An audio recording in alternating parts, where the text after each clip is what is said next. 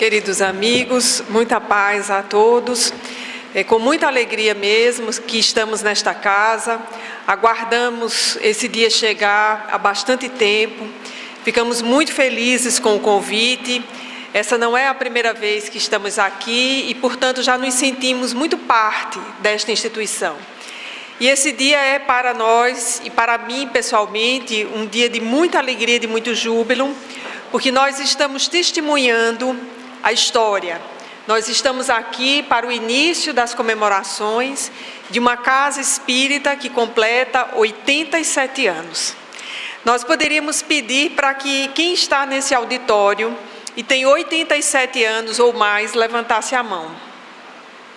E só uns 2 espíritos desencarnados levantaram a mão, o que significa dizer que todos os que aqui estamos nascemos quando a União Espírita Deus, Amor e Caridade já existia.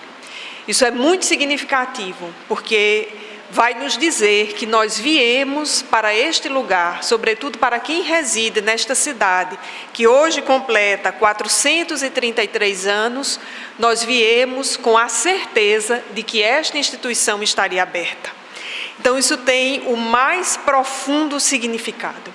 Para alguns dos que aqui estão, quando essa instituição foi inaugurada, nem estavam nessa existência.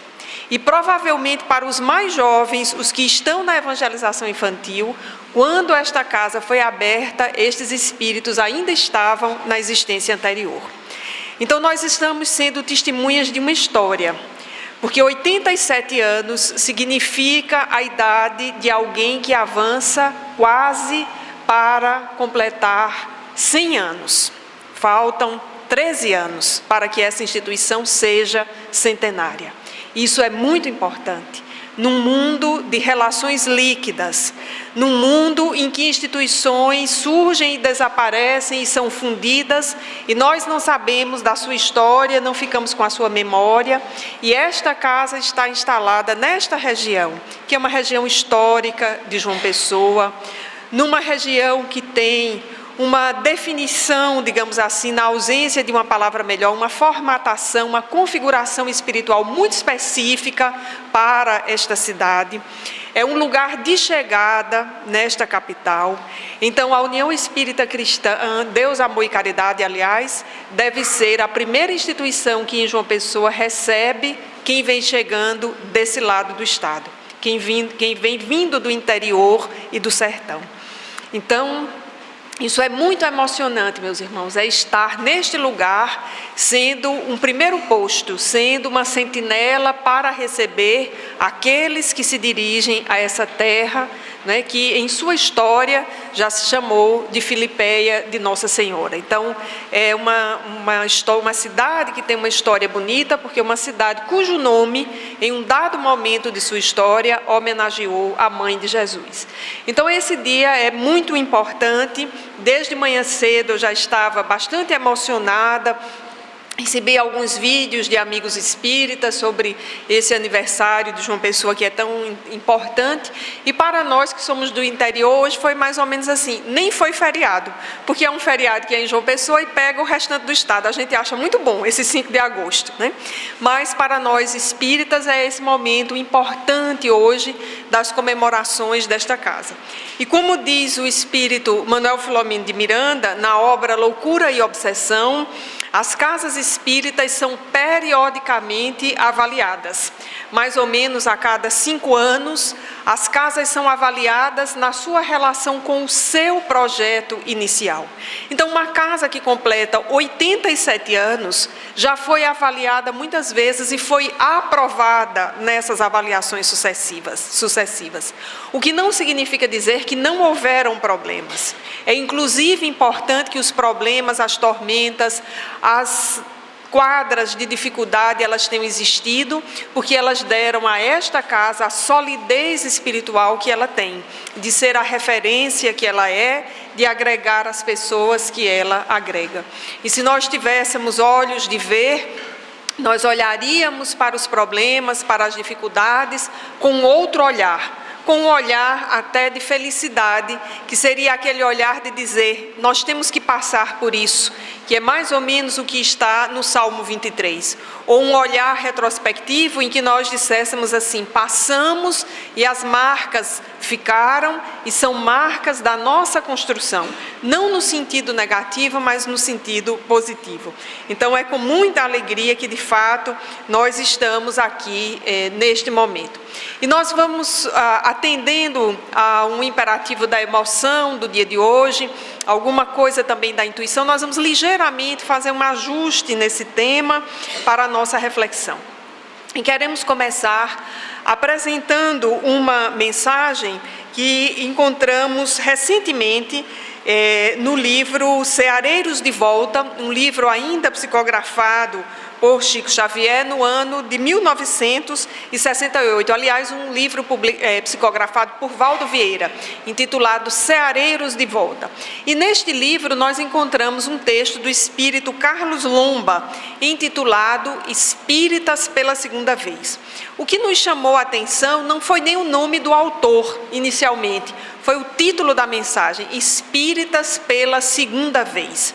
E aí, lendo a mensagem, esse autor, Carlos Lomba, já desencarnado, através da psicografia de Valdo Vieira, em 1968, portanto, há 50 anos, ele nos dizia que já estavam na Terra reencarnados e no Brasil, e especificamente, espíritos que estavam na sua segunda vida como espíritas. Vejamos que dado importante, espíritos que já estavam na Terra, e mais especificamente no Brasil, reencarnados na sua segunda vida em que eram espíritas.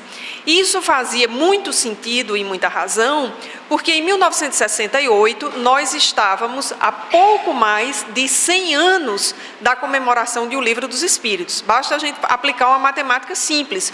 O Livro dos Espíritos, publicado em 18 de abril de 1857. Portanto, em 1957, 100 anos de O Livro dos Espíritos. Em 68, 111 anos. E nesse percurso de 110 anos, para arredondar aqui a conta, Carlos Lomba nos advertia espíritas na sua segunda vida como espíritas. Então, um cálculo bastante simples. Imaginemos alguém que conheceu Kardec lá por volta do lançamento de O Livro dos Espíritos, ali em 1857, 1860, concluiu uma existência como espírita, já era adulto, desencarnou, passou aquele período que André Luiz diz de mais ou menos 20 anos no mundo espiritual, e em 68, claro, já estaria reencarnado plenamente para ser espírita uma outra vez. Ou quem havia conhecido o espiritismo ainda criança, lá no mesmo alvorecer da publicação da codificação, viveu uma vida como adulto de uns 50, 60, 70 anos, desencarnou, 20 anos no mundo espiritual, em 68 já estava, é possível, espírita pela segunda vez. Agora vamos acrescentar esses 110 anos, esses 50 que nos separam de 1968, quando a mensagem foi publicada. Nós temos aí, certamente, uma terceira geração de espíritos que estão vindo para a Terra para, pela terceira vez, serem espíritas. Essa mensagem ela é muito importante porque ela nos faz pensar o nosso compromisso com o espiritismo. Nós que estamos na Casa Espírita, nós que estamos aqui hoje nos confraternizando, nós que estamos nesta casa como colaboradores das tarefas, ou os que aqui estão chegando hoje pela primeira vez, a pergunta a nos fazer é: qual é a nossa vinculação com o Espiritismo? Ou como o Espiritismo entrou em minha vida a ponto de eu abrir as minhas resistências no campo do egoísmo, do orgulho, e deixar que o Espiritismo possa calar fundo a minha alma e me transformar. Essa é a pergunta que ressoa desse texto de Carlos Lomba. E para nossa surpresa, quando nós fomos procurar a biografia de Carlos Lomba, nos surpreendemos porque ele foi um espírita que viveu em Minas Gerais, desencarnou 10 anos antes da psicografia dessa mensagem e foi um espírita profundamente dedicado à evangelização infantil, a ponto de, no final de sua vida, ser conhecido como Vovô Lomba. Tal era o seu carinho pelas crianças. Então esse espírito fala com a autoridade de um educador, de um evangelizador, e fala certamente com a autoridade de alguém que havia sido espírita certamente ao tempo de Kardec, havia desencarnado, havia voltado, havia dado a sua contribuição ao movimento espírita e já estava nos alertando para que nós nos perguntássemos qual é a nossa vinculação com esta obra do Cristo, nesta feição do Consolador prometido. Então, quando nós nos deparamos com essa mensagem, inevitavelmente, nós voltamos para a parábola dos trabalhadores da última hora, que está narrada no Evangelho de Mateus, no capítulo 20, versículos 1 a 16, e que Allan Kardec sabiamente transcreve para o capítulo 20 do Evangelho segundo o Espiritismo, intitulado Os Trabalhadores da Última Hora. E como é um texto de autoria de Jesus, é muito importante que nós leiamos esse texto para que nós possamos fixá-lo e pela beleza que tem essa parábola. Então nós vamos ler, é um texto curto que na sequência vai embasar a nossa reflexão. Então, como dissemos no capítulo 20 de Mateus, versículos 1 a 16, a narrativa é a seguinte: o reino dos céus é semelhante a um pai de família que saiu de madrugada a fim de assalariar trabalhadores para a sua vinha. Tendo convencionado com os trabalhadores que pagaria 1 denário a cada um por dia, mandou-os para a vinha. Saiu de novo à 3ª hora do dia e, vendo que se conservavam na praça sem fazer coisa alguma, disse-lhes: ide também vós outros para a minha vinha e vos pagarei o que for razoável. Eles foram. Saiu novamente à hora 6ª, à hora 9ª do dia e fez o mesmo. E saindo mais uma vez, à 1ª hora, encontrou ainda outros que estavam desocupados, aos quais disse: por que permaneceis aí o dia inteiro sem trabalhar?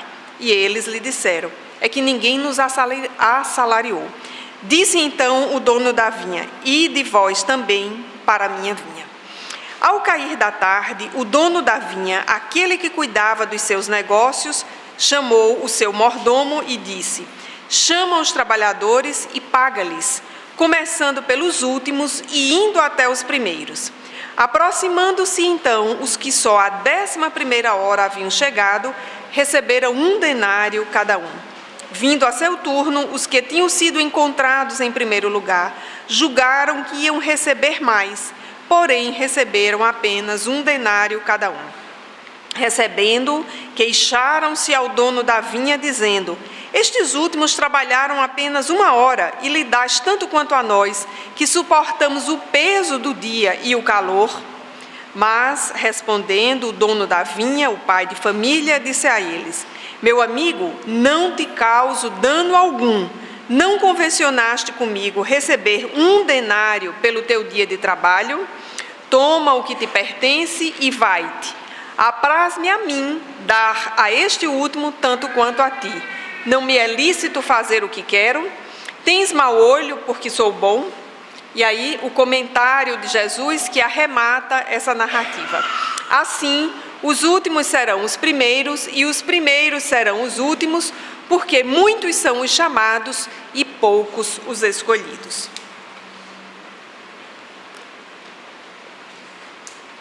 Nós temos então, amigos, uma narrativa que, como tantas outras que Jesus fez, tem esse chamado estilo parabólico, ou seja, é uma narrativa que encerra uma moral e tem como personagens as pessoas comuns, os tipos mais comuns da sociedade. E essa é uma parábola de rara beleza. Nós poderíamos dizer tanto no nível da narrativa, porque é um texto que obedece a uma repetição sem ser cansativo e vai envolvendo o leitor para os acontecimentos dessa narrativa, um pai de família, o dono de uma vinha, um pequeno empreendedor, talvez na linguagem de hoje, que sai cedo para procurar trabalhadores. E há uma beleza nessa narrativa que se estende para o nível simbólico, no qual nós encontramos muitas identificações com a nossa atividade na casa espírita. Nós precisamos pensar nesse campo do simbólico com quem nós nos identificamos. E aí, certamente, nós não nos identificamos com esse dono da vinha, em alguns momentos chamados de pai de família, ou como dissemos há pouco, desse empresário, esse empreendedor, mais especificamente seria a palavra mais justa, esse empreendedor que, tendo um negócio a tocar, ele vai em busca dos trabalhadores. Então é um movimento de busca, é diferente daquele que estivesse sentado na sua cadeira, nos seus domínios, na sua terra, na sua posse, e aguardasse que os trabalhadores viessem ao seu encontro. É um movimento diferente. Nesse sentido, nós já vemos que não nos identificamos com esse empreendedor, porque a nossa atitude ainda é uma atitude muito, digamos, centrada, autocentrada. Nós esperamos que o outro nos acesse, que o outro nos peça, porque aí nós nos sentimos bastante massageados em nosso ego, porque o outro está nos pedindo e nós podemos oferecer. Raramente nos colocamos numa posição diferente dessa. Então esse personagem ele já é diferente de saída, porque ele não tem uma posição centrada em si, ele vai em busca dos trabalhadores. E a narrativa aponta que ele sai cedo, ele sai a hora primeira, a hora terceira, a hora sexta, a hora nona e sai a 11ª hora. Um relógio diferente do nosso, porque é um relógio que funciona a cada 3 horas. A hora primeira, a hora terceira, a hora sexta, a hora nona, a hora 10ª. E no fim há a quebra de expectativa, que não é a 12ª hora, porque a 12ª hora é o fechamento de uma jornada de trabalho de 12 horas. É o fechamento de um ciclo. Então esse empreendedor, ele sai na penúltima hora, na 11ª. Então, um relógio que se marca de 3 em 3. Se nós quiséssemos comparar, nós diríamos que a hora primeira é às 6 da manhã. Então, às 6, às 9, ao meio-dia, às 15h30 e aí às 17 e não às 18. Se nós observarmos do ponto de vista simbólico, são ciclos. A cada ciclo de trabalho, esse empreendedor, ele foi em busca daqueles que poderiam ser agenciados, que poderiam ser contratados. E nós vamos encontrar trabalhadores, outros personagens que estão nesses momentos do ciclo. Se nós imaginarmos com um raciocínio muito comum, em toda cidade nós temos um espaço, ou mais de um espaço, uma cidade como João Pessoa tem vários espaços, em que aqueles trabalhadores que são contratados por jornada, que fazem frete, que descarregam caminhões, eles ficam nas praças em algum ponto específico de referência e eles são agenciados ali. Nós temos uma versão mais moderna de tudo isso, que são as agências que captam trabalhadores, a exemplo do Cine.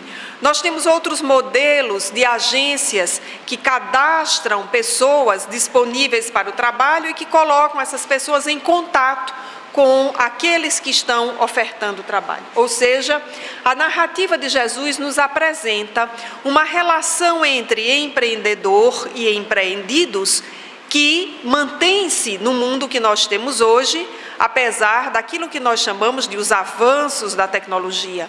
A nova economia, essa economia que busca quem tem habilidades e coloca em contato com quem pode multiplicar essas habilidades. Essa relação, ela continua existindo no nosso mundo.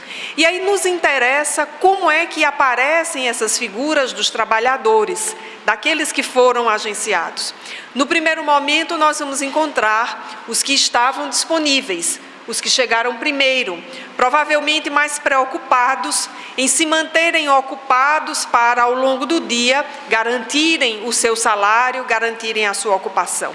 E sucessivamente trabalhadores foram convocados, até que à 11ª hora, aquele empreendedor, o dono daquela vinha, em alguns momentos do texto chamado de um pai de família, que é uma metáfora muito interessante, vai em busca daqueles que não haviam sido agenciados ainda. E a pergunta é: o que fazem aqui? E aí é uma pergunta interessante porque na 11ª hora de um período de 12 para contrato de trabalho, provavelmente os menos ou os mais descrentes já teriam ido embora. Alguém que tem uma jornada de 12 horas de trabalho para cumprir e na 9ª sequer foi chamado, dificilmente será chamado nas 3 seguintes, ou nas 2 seguintes, ou na última hora. Então, para os menos confiantes, aquele já não era um lugar para ficar. E aí nós começamos a perceber se, em relação aos primeiros, havia uma disponibilidade para estar cedo no local onde poderiam ser agenciados. Havia para os que estavam na 11ª hora uma disponibilidade e uma confiança que provavelmente os da primeira hora não teriam, porque de alguma forma estavam movidos ou por uma preocupação, ou por uma previdência, ou por uma inquietação e foram logo cedo para o lugar onde poderiam ser agenciados. Mas os da 11ª hora estavam lá. Então começa a saltar aos nossos olhos a característica da confiança. E a pergunta é: o que fazem aqui? É que não fomos assalariados, não fomos contratados, não fomos chamados, mas estavam lá ainda com a sua disponibilidade. Então eles são chamados, e de vós também, eles são convocados, conclamados, ou como gosta muito de dizer o nosso amigo professor Severino Celestino, eles foram concitados a irem para a vinha e lá aparecerem, serem colocados para o trabalho. E aí, até esse momento na narrativa, nós temos aquilo que se chama a estabilidade da narrativa. Até aí, tudo é muito previsível. Há o empreendedor, há os trabalhadores e o movimento se repete. Nós vamos ser surpreendidos quando chega exatamente o momento do salário, ou seja, o momento em que aquela atividade que ali estava sendo realizada, ela passa a ser uma atividade remunerada. Ou quando aquilo que foi feito vai ser, digamos, objeto de avaliação, objeto de recompensa. E aí já não é mais aquele empreendedor que vai exatamente executar a ação. Porque, como nós dissemos antes, a característica do empreendedor é a característica daquele que vai ao encontro. Ele tem essa energia da disposição. O que vai fazer o pagamento já não é mais ele, mas sim um mordomo, um funcionário a quem ele delega a atividade da recompensa, porque ele já havia executado a sua grande ação, que era a ação de conclamar, de concitar e de colocar na vinha para o trabalho. Mas quando isso é feito, nós temos aí quase que uma rebelião. Do ponto de vista da narrativa, nós temos uma quebra de expectativas completa, porque aqueles que chegaram na última hora, na penúltima hora, aliás, eles são inclusive instruídos para receberem primeiro. E aí vejamos que aquela lógica da ansiedade do que chegou na primeira hora é uma lógica que se quebra totalmente.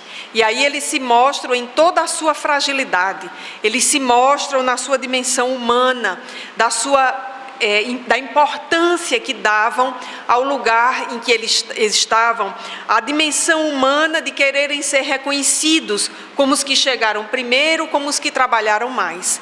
E a parábola nos revela que a lógica não é a da quantidade do trabalho realizado, mas a lógica é a da qualidade do trabalho realizado e, mais especificamente, é a lógica da disponibilidade para o trabalho a ser realizado. E essa parábola, abrindo aqui um parêntese, foi a parábola que me fez perceber a diferença entre disponibilidade para o trabalho e disposição para o trabalho. Então, esses trabalhadores que chegam na 11ª hora e são remunerados primeiro, eles combinam essas duas situações, que são verso e reverso de uma mesma situação. Eles estão dispostos ao trabalho, por isso estavam lá até a 11ª hora, e eles têm uma agenda, eles estão disponíveis para aquele momento, é a disponibilidade. Do contrário, com outros personagens conosco, a coisa seria mais ou menos assim: não, eu estou aqui, hoje eu não fui contratado, mas esse serviço não pode ficar para amanhã, não? Eu estou aqui só para garantir o de amanhã. Algo mais ou menos assim. Né? Às 5 da tarde, pegar no pesado, né? No poente, não, eu prefiro ir lá para o pôr do sol no Jacaré, observar o pôr do sol amanhã, quem sabe. Então, essa parábola me fez perceber a diferença, que aí para os meus olhos não passou mais a ser sutil, mas passou a ser uma diferença muito grande, entre ter disposição e ter disponibilidade para o trabalho. Era o que esses trabalhadores tinham. E eu comecei a ver isso na minha vida, e na vida de algumas pessoas na casa espírita. Há pessoas que têm profunda disposição para o trabalho, mas estão indisponíveis naquele momento. Estão, às vezes, cuidando de um parente que está profundamente doente. Às vezes estão com um filho pequeno. Às vezes estão com um impedimento de ordem orgânica mesmo, estão doentes e não podem cumprir a tarefa. Não têm disponibilidade, mas guardam a disposição. E nós encontramos muitas pessoas na casa espírita que têm ou demonstram ter alguma disposição, mas se apresentam completamente sem disponibilidade para a tarefa. E eu lembro muito de uma experiência que foi muito marcante para mim e me fez repensar, e eu venho repensando essa experiência há muito tempo, que é aquela situação em que alguém diz: eu gostaria de uma tarefa aqui na instituição espírita. Ah, pois não, que bom. Você está vindo regularmente às palestras? Ah, adoro as palestras. Você está vindo no grupo de estudo? Eu estou me esforçando, estou vindo, chego atrasado, às vezes falta, mas eu queria uma tarefa. Bom, então nós temos aqui, por exemplo, na nossa casa, isso aconteceu comigo, nós temos a segunda noite. Você pode vir na segunda noite, nós temos uma tarefa em que nós preparamos alimentos e vamos distribuir com pessoas que moram na rua. Se você não puder fazer a tarefa toda, não tem problema, porque ela está dividida em 2 equipes, em 3, aliás. Uma equipe que fica fazendo o evangelho para dar a sustentação à atividade, uma equipe que faz a cozinha, prepara os alimentos, e uma terceira equipe, que é a equipe que chega mais tarde, normalmente é do pessoal que trabalha à noite, e quando sai do turno, às 10 horas, vai para distribuir as quentinhas na cidade. Não posso segunda noite. Tudo bem, não tem problema.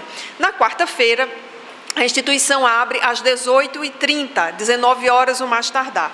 Nós temos várias atividades, temos a recepção, temos a lanchonete e temos outras atividades que são mais específicas, que aí não são atividades para um iniciante. Não, na quarta-feira, quando eu posso, eu venho na palestra, eu chego às 8h05 já atrasado, não tem problema. No sábado, as atividades na instituição começam às 14 horas. Nós temos várias frentes. Temos a cozinha para a preparação do lanche das crianças e das mães que são atendidas, temos a limpeza, a organização da instituição, a casa precisa ser varrida, depois que saem 300 pessoas à tarde, precisamos limpar a casa, organizar o salão. A partir das 7 horas, a recepção na noite, temos a lanchonete. Não, no sábado eu não posso vir à palestra, é o dia que eu não posso vir. Nós temos no domingo de manhã a evangelização de juventude e precisamos muito de alguém que supervisione, que fique olhando o portão, os carros. Não, eu não posso vir no domingo de manhã. Então, essa pessoa queria uma tarefa na casa espírita. E eu disse para ela: bom, tem uma solução. Você pode fazer algumas coisas para a gente do tipo, atividades remotas, atualizar o site da instituição. Eu não sei nada de computação. Gravar os CDs da palestra, passar do computador para o CD. Eu não sei fazer isso. Tá, então vamos pular. Você pode imprimir os nossos informativos. Não tenho impressora em casa. Aí eu disse: bom, por fim, você pode fazer algum prato para contribuir com a lanchonete. Não, eu não sei cozinhar. Então essa pessoa, ela demonstrava disposição, mas ela não tinha nenhuma disponibilidade. Provavelmente, se ela estivesse na parábola dos trabalhadores da última hora, às 17 horas, seria aquela que ia responder: eu estou aqui hoje, mas eu só quero o trabalho para amanhã. Compreendem essa lógica? É alguém que demonstra ter uma certa disposição, mas não está disponível de modo algum. Deu-se o contrário na parábola. E quando aqueles que chegaram às 17 horas começaram completaram o turno primeiro, deram a sua hora de trabalho e foram remunerados primeiro, ou chamados para serem remunerados, houve então um princípio de rebelião. Porque os que haviam chegado de manhã cedo questionaram duas coisas. Primeiro, como é que os que haviam trabalhado 1 hora receberiam o mesmo salário que eles que haviam trabalhado 12 horas. E depois, como é que quem chegou por último vai ser o primeiro a ser atendido? Esse questionamento, ele é muito importante, porque ele é muito humano, e ele reflete muito esse paradigma do mundo, o paradigma do quantitativo, e o paradigma da competição e da comparação. Nós nos comparamos muito com os outros e nós sempre nos achamos os melhores. Os outros é que são os ruins, são os que não prestam, são os que fazem errado, porque nós temos doses muito homeopáticas de humildade que ficam diluídas na grande dose de orgulho e de egoísmo que nós temos. Esses trabalhadores, eles demonstraram exatamente isso. Eles estavam ali na empáfia, no orgulho. Na verdade, o questionamento é se, como trabalhadores, estavam ali de fato dispostos a serem servidores. Essa é a diferença entre ser um trabalhador e ser um servidor. Provavelmente quem foi na última hora já estava se considerando quase que um servidor, fazer alguma coisa porque era a última hora da jornada. E como cristãos, nós vamos entendendo essa perspectiva de servir. Ela é muito mais importante do que a mera perspectiva do trabalhar. E a parábola narrada por Jesus, ela quebra essa expectativa. Não é a expectativa da quantidade de horas trabalhadas, não é a perspectiva da comparação, é a perspectiva do empenho. É a perspectiva da doação. É a perspectiva trazida pelo verbo servir. Colocar-se com humildade à disposição de alguém. Então, com a parábola dos trabalhadores da última hora, nós vamos entender isso e entender exatamente esse advérbio colocado no título, parábola dos trabalhadores da última hora. Não é a parábola de quaisquer trabalhadores, nem de todos, mas daqueles que se comportaram nessa posição da espera e que se comportaram dignamente, porque se nós analisássemos apenas a espera, nós já teríamos muito material para reflexão. Quem é que consegue esperar com paciência? Esperar ser chamado, esperar ser reconhecido, esperar ser convocado. Em geral, nós somos muito ansiosos, muito. E eu digo isso olhando pela instituição a qual estou ligada, a Sociedade Espírita Joana de Ângeles, e às vezes nós temos que conter as ansiedades múltiplas que se refletem e se mostram das mais diversas formas e que atrapalham muitas vezes o andamento da tarefa, porque nós temos muita ansiedade e a ansiedade é um componente emocional que vem da nossa cota do orgulho. Mas como é que eu estou aqui nesta instituição há 6 meses, ninguém nunca olhou para mim? Ou então, esse povo aqui é muito chato. Há 6 meses eu estou aqui, ninguém nunca me deu boa noite. Mas eu também nunca apareci, eu nunca me coloquei lá para que alguém me chamasse. Eu nunca tive a disposição combinada com a disponibilidade. A disponibilidade é a agenda para fazer e a disposição é a vontade de fazer. Então, quando nós olhamos para a espera, é uma espera digna. Primeiro, porque é a espera de quem não desistiu. E provavelmente nós teríamos desistido. Imaginemos se quem fundou essa casa tivesse a ansiedade de que no primeiro ano ela estivesse assim. Não teria ido adiante. Então, é permitir que o tempo passe de uma forma digna, o que não significa estar de braços cruzados, mas estar na sintonia da situação. Então, aguardar uma espera digna. Na sequência, no momento em que o convite é feito, responder proativamente ao convite. Porque, de modo geral, nós nos parecemos com essa pessoa que me procurou lá na instituição. Quer uma tarefa para a instituição, mas não quer em nenhum momento, não tem agenda para fazer essa tarefa. E aí nós começamos a nos perguntar sobre a relação entre o ônus e o bônus da tarefa. Provavelmente a pessoa ainda está numa lógica, que é uma lógica de ostentação, de orgulho, que diz assim, não, eu sou, colaborador, trabalhador da União Espírita Deus, Amor e Caridade, ou da Federação Espírita, ou da SEJA. Mas efetivamente o que eu tenho feito para que esta instituição esteja de pé, honrosamente, dignamente, aos 87 anos, com as suas contas devidamente pagas, com a sua saúde financeira devidamente financiada, e mais do que isso, com o seu atendimento aos sofridos devidamente funcionando, aos sofridos materiais e espirituais. Então, é uma pergunta a se fazer.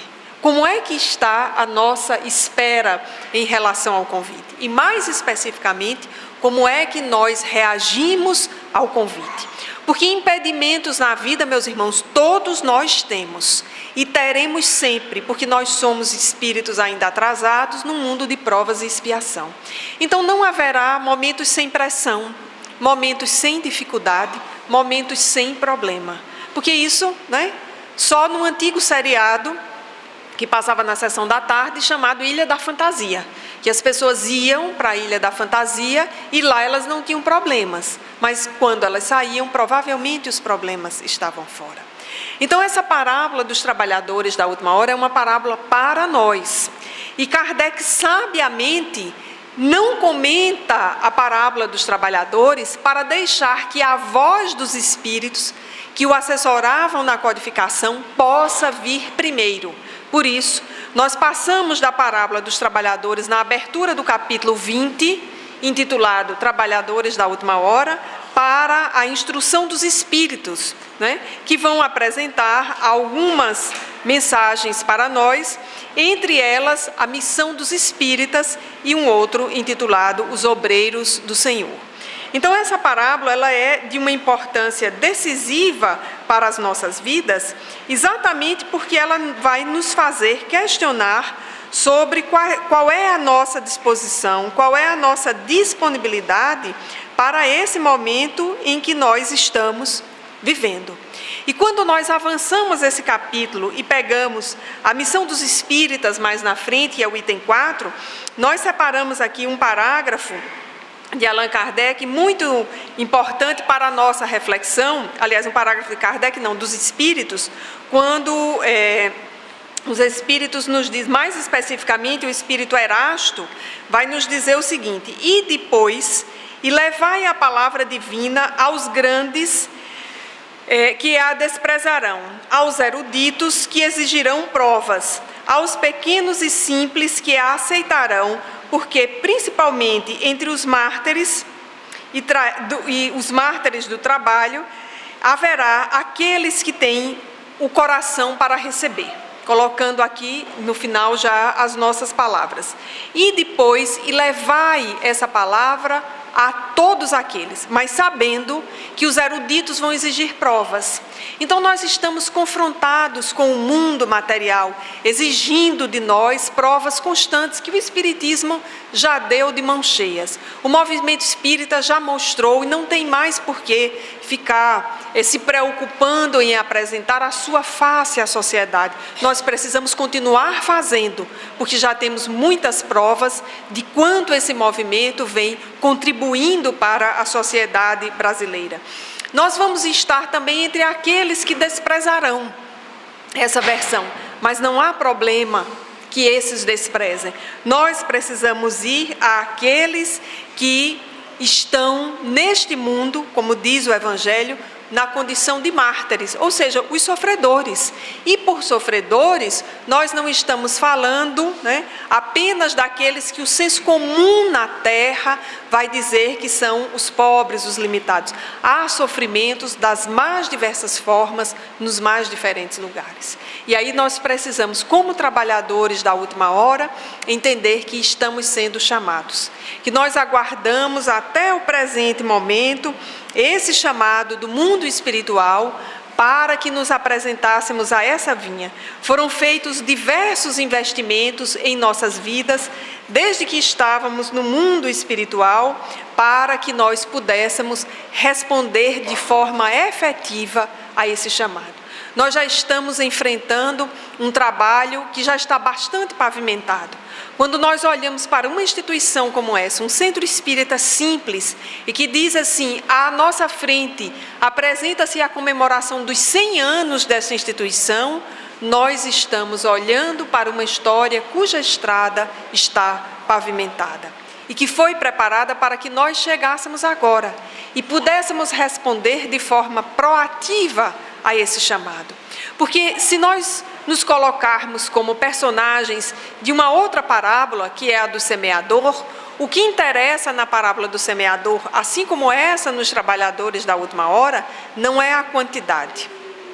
Não é a quantidade, não é a terra que multiplica 100 por 1, mas é também aquela terra que num dado momento multiplica 10 por 1, 30 por 1, 20 por 1. O que vai importar é a nossa relação entre disposição e disponibilidade para o trabalho.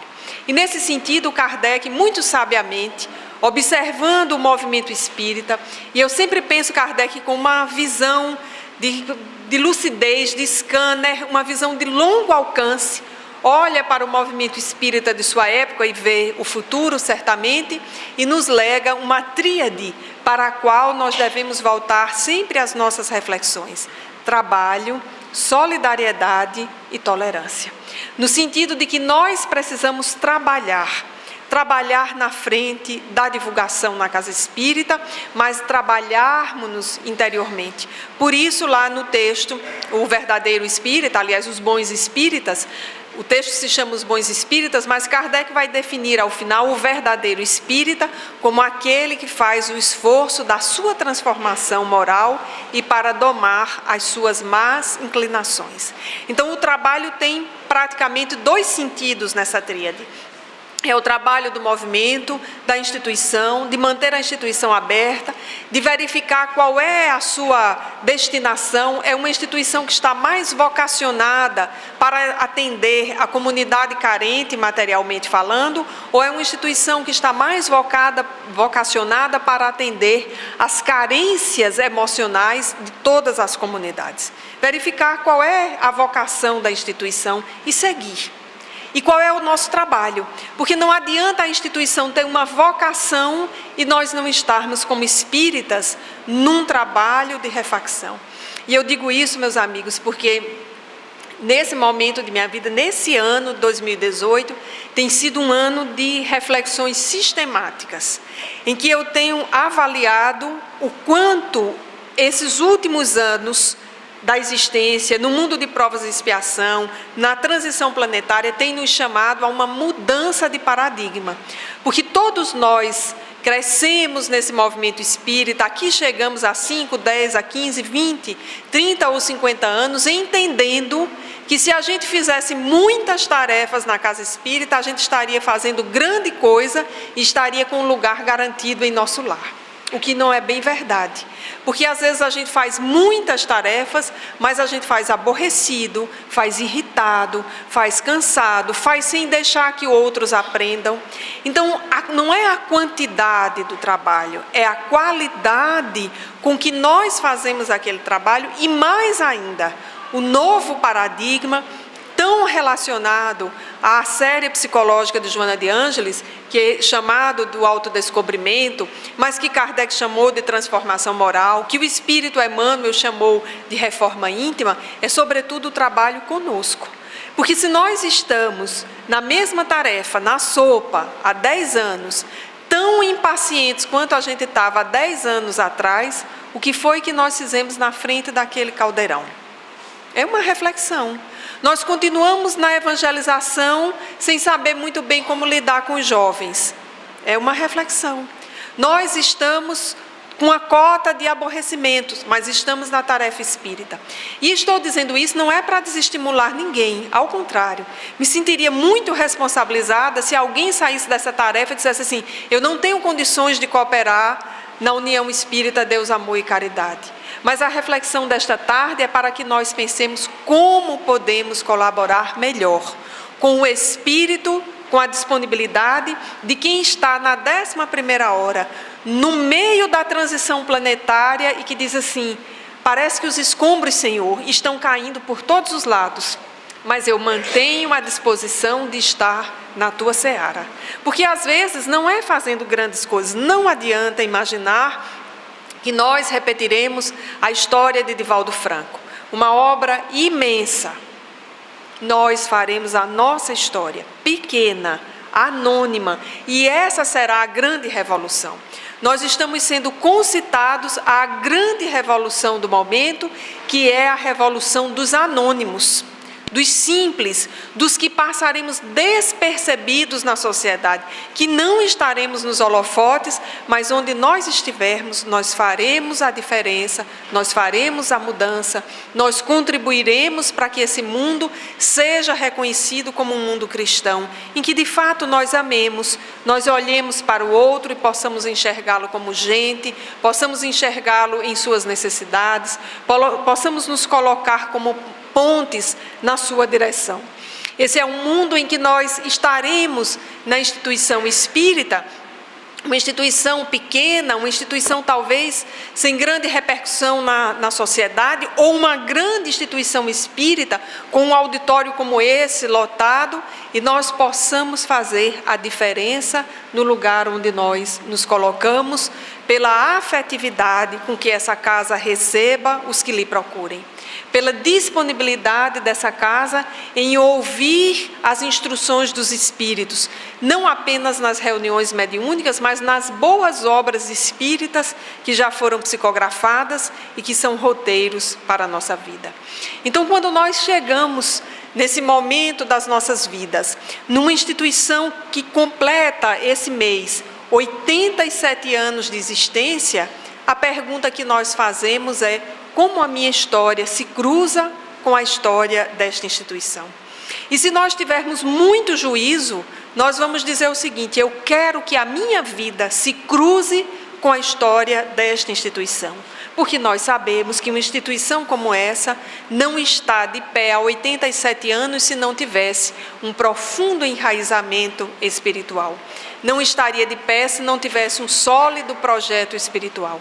Então é sanidade mental, é juízo de nossa parte, é lucidez, querer que as nossas vidas e de nossa família, na medida em que nós podemos influenciar, se cruze com a história desta instituição, porque certamente é aqui onde encontramos amparo, é certamente aqui onde desenvolvemos o segundo item da tríade kardeciana, que é a solidariedade. Aprendemos a desenvolver a solidariedade, que é o primeiro degrau da caridade. Ninguém chega a ser caridoso como Irmã Dulce, Madre Teresa, Dom Helder Câmara, Chico Xavier. Nós não chegamos lá sem experimentar a solidariedade. É quando a gente diz: não, eu vou no trabalho da sopa, não, eu vou na quentinha, ou eu vou no trabalho de visita aos hospitais, ou sei lá qual atividade.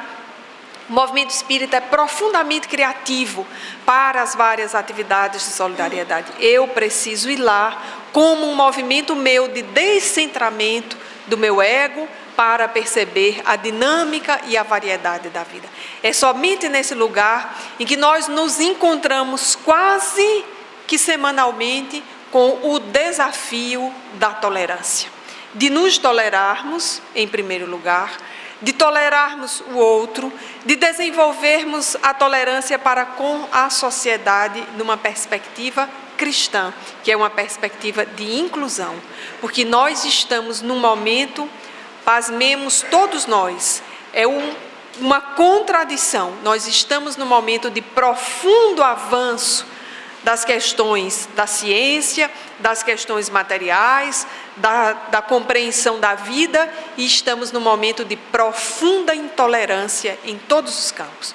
Nós estamos com intolerância religiosa, nós temos intolerâncias sociais as mais diversas, nós temos intolerâncias de todos os tipos, em todos os níveis, e sempre que eu volto para essa tríade de Kardec, me chama a atenção a sua lucidez. É preciso desenvolver a tolerância, que não é um sentimento superficial, nem é um sentimento falso, dizer, não, deixa ele aí, ele vai se aprumar. É um movimento de compreender o outro, e compreender até quando é que eu tenho que ficar calado, porque o outro não está pronto para ouvir o meu contraponto.